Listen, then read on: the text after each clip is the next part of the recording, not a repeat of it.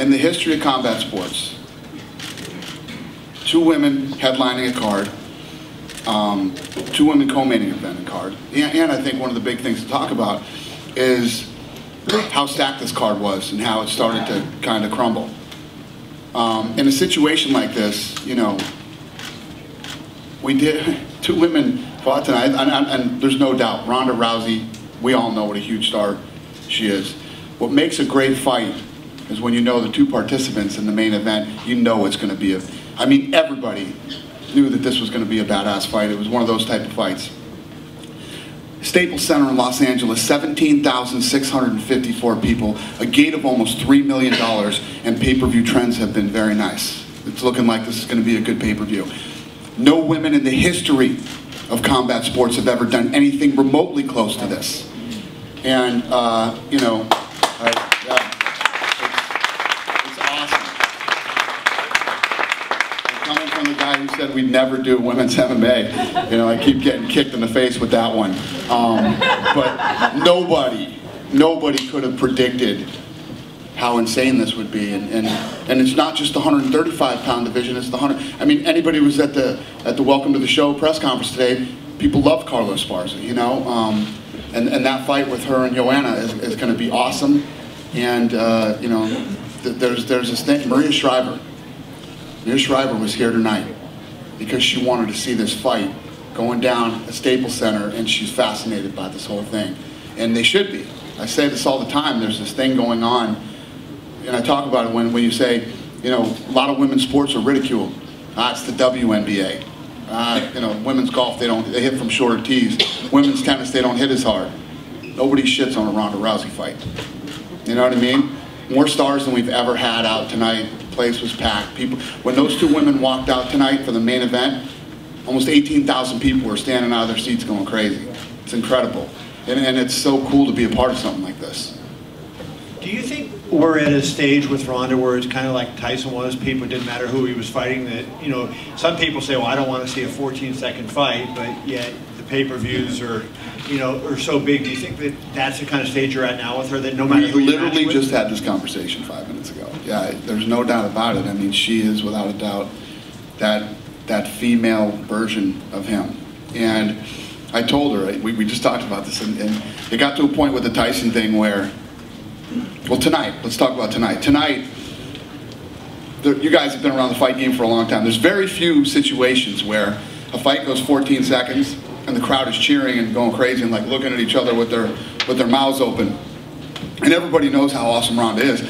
But everybody was looking at each other with their mouths open because she was fighting Castellano, you know, and this was going to be a tough-ass fight. And Ronda is definitely there. That's exactly what she reminds me of. And, you know, yeah, the answer is yes. I got some long-winded answers tonight. The answer is yes, Kevin. Do you think there's anybody else that you can match her with who would be less than a 20-to-1 underdog? You know, given that Cat is 10-0 or 9-0 with 8 stoppages, was a 9-to-1 underdog. Anybody that would be under 20 in your opinion? Facing Ronda? Yeah, we're going to move her to the men's division. See if the high score. Yeah. I don't know what to do with this lady. Dana, last night you went and watched Cyborg fight. Is she a possibility as an opponent for Ronda? Why or why not? The thing is with Cyborg is making that weight. I mean, I just don't know if she can make the weight. I mean, we talked about if she could make the weight a couple times, we'd see what we could do. But she, you know, she fought last night. That fight was vicious, you know. But she's definitely not fighting the caliber of fighters that Ronda's fighting right now, and she'd have to fight at 135 pounds. And there's no way you'd bump Ronda up in weight for this. Why? Why would the champ go there? It just doesn't make sense. She's a 135-pound champion here. She's dominant. She's, you know, the champ doesn't chase other people. If you want to fight the champ, you go to the champ.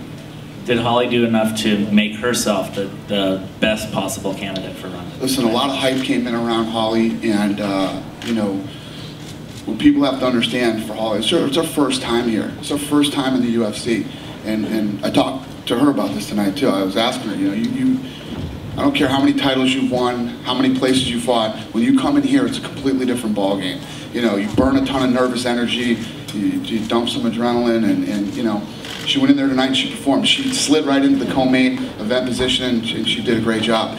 let's let her get a couple of fights and, you know, start to feel like the UFC is her house and it's home, and, you know, then move up in the rankings, get some fights. She's, you know, she's got some time to get there.